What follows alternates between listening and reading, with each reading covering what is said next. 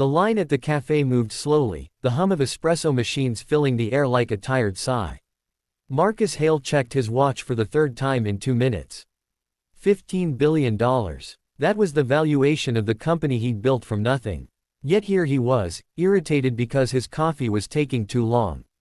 He didn't notice her at first, only the soft clink of metal, a sound so out of place in a cafe where people tapped phones and slid cards without looking. Coins. Someone was paying with coins. The woman stood at the counter with a small paper cup already in her hands, counting carefully. Her coat was thin, frayed at the cuffs, and her shoes had seen better years. She smiled at the barista as she laid the coins down one by one, apologizing quietly for taking time. "I think this should be enough," she said, her voice gentle, hopeful. The man behind her sighed loudly. Marcus felt the familiar urge to step in, to flash his black card, to make the inconvenience disappear. He had meetings to get to, lives to change, at least, that's what he told himself. The barista counted the coins twice. "You're short by 40 cents, she said, not unkindly, but loud enough for everyone to hear. The woman's smile faltered, just for a second. She searched her pockets, her bag, even the lining of her coat, hands trembling as she came up empty. "I'm sorry," she whispered. "That's all I have." The man behind her scoffed. Marcus felt irritation rising again, this time mixed with something else he didn't like, discomfort.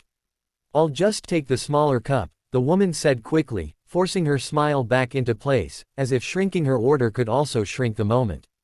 "It's okay." She looked relieved to have found a solution that didn't involve asking for help. The barista nodded and began to pour the coffee back, some of it splashing into the sink. Before Marcus could stop himself, he stepped forward. "I've got it," he said, already pulling out his wallet. It was an easy gesture, one he'd made 1,000 times without thinking. Charity is reflex. Efficiency is virtue. The woman turned, surprise widening her eyes. "Oh no," she said softly. "You don't have to." Marcus smiled, the polished smile that closed deals. "It's nothing." She hesitated, then nodded. "Thank you," she said. "That's very kind." Her gratitude wasn't dramatic or tearful. It was simple, honest. She took the cup and stepped aside, making room for him. As she passed, she looked up at him again and smiled. Not the strained smile from before, but a warm one, the kind that lingered. "I hope you have a good day," she said, as if she truly meant it. Marcus ordered his coffee and waited, expecting the moment to pass like all the others. But it didn't. As he picked up his cup, he noticed the woman sitting alone at a small table near the window, both hands wrapped around her coffee as if it were something precious. She wasn't on her phone.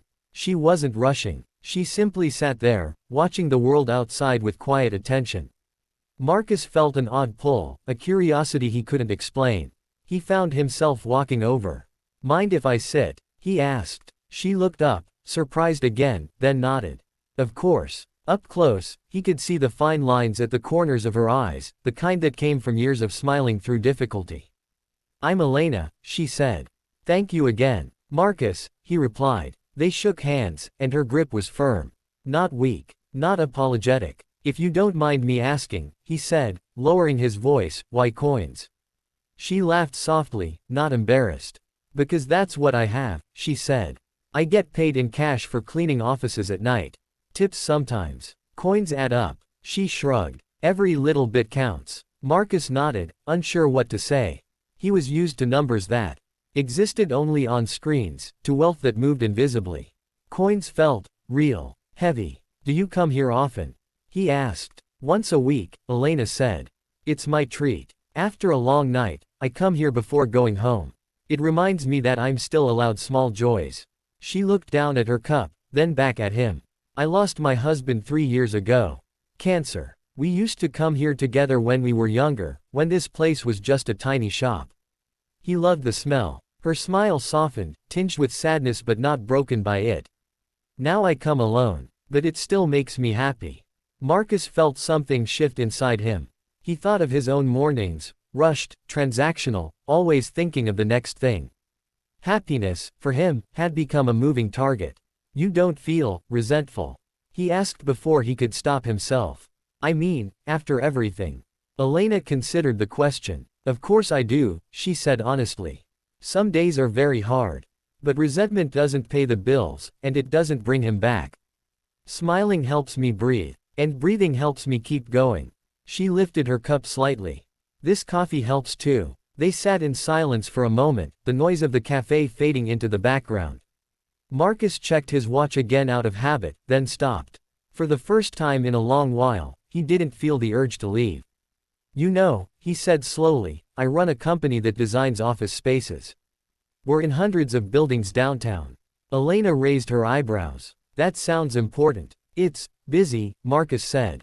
We talk a lot about culture, about valuing people. But today, watching you count those coins, I realized how little I actually see the people who clean those spaces after hours. He paused, the weight of the admission settling in. People like you. Elena didn't bristle. She didn't scold. She simply nodded. It's easy not to see us, she said. We work when everyone else is gone. But that doesn't mean we don't matter. Her voice was calm, not bitter.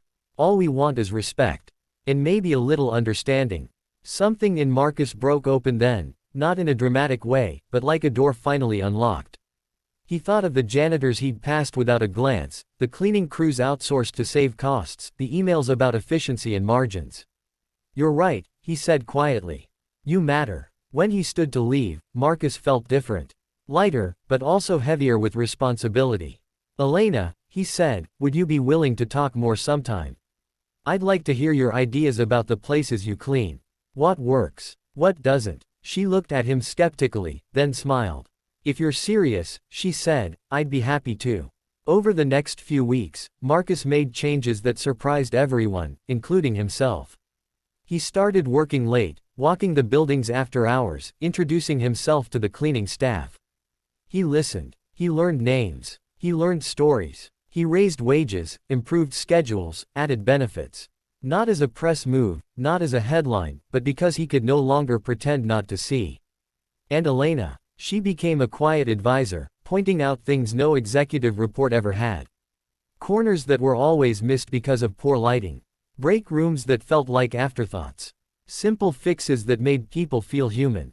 Marcus invited her to company meetings. Some executives questioned it. He didn't care. Months later, Marcus stood on a stage, accepting an award for workplace innovation.